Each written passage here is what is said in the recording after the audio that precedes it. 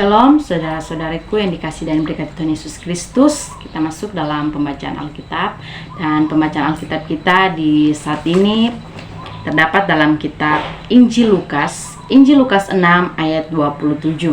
Sekali lagi Injil Lukas 6 ayat 27 dengan perikop, "Kasihanlah musuhmu, tetapi kepada kamu yang mendengarkan aku berkata, kasihanlah musuhmu, berbuatlah baik kepada orang yang membenci kamu." Amin, firman Tuhan.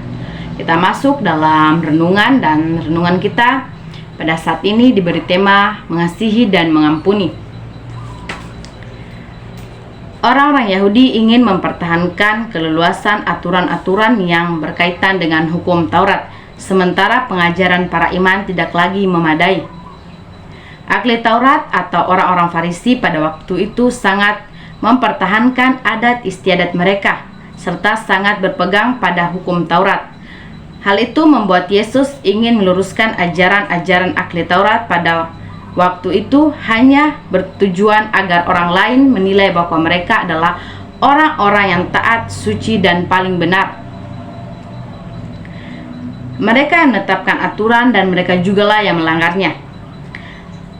Para ahli Taurat pada masa itu, hal yang biasa mereka ucapkan kata-kata yang mengandung unsur sumpah, sedangkan unsur sumpah berhubungan dengan janji. Bila seseorang berjanji, maka ia hanya membenarkan bahwa ia mau atau melakukan sesuatu,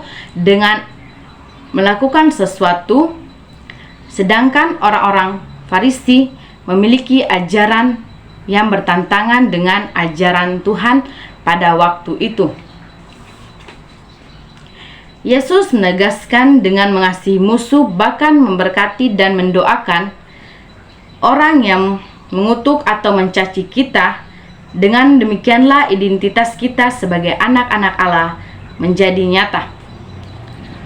Saudara-saudariku sekalian, bagaimana sikap kita dalam mengasihi musuh?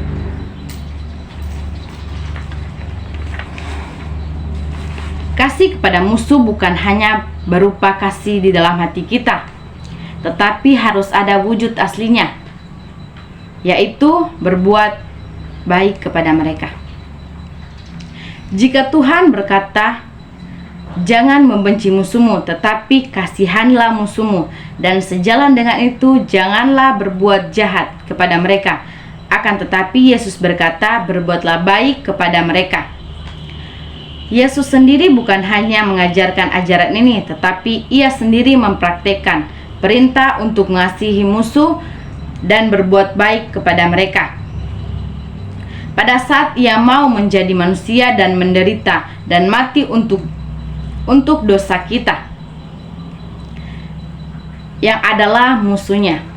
Nah, kita harus mengasihi semua orang, termasuk musuh kita. Kita harus dapat menolong saat mereka membutuhkan pertolongan kita dan membalas kejahatan dengan kebaikan.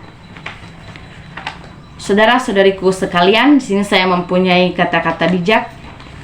Orang bijak yang mengatakan 1 juta kawan sangat kurang, musuh satu terlalu banyak. Sekali lagi, orang bijak berkata 1 juta kawan sangat kurang, musuh satu terlalu banyak. Sungguh pepatah ini mengingatkan kita agar senantiasa memperbanyak pertemanan, karena semakin banyak pertemanan atau kawan, kita bisa senang, aman, dan tentram. Sebaliknya, kendati kita hanya memiliki musuh seorang, namun hidup kita tidak nyaman, hati dan jiwa kita tidak tenang dan tidak damai. Karenanya, hindarilah permusuhan dan belajarlah saling mengasihi. Kita sebagai anak-anak Tuhan, marilah kita memiliki jiwa yang senantiasa mengasihi, mengampuni, dan bukan memiliki hati yang tidak mengasihi dan pendendam.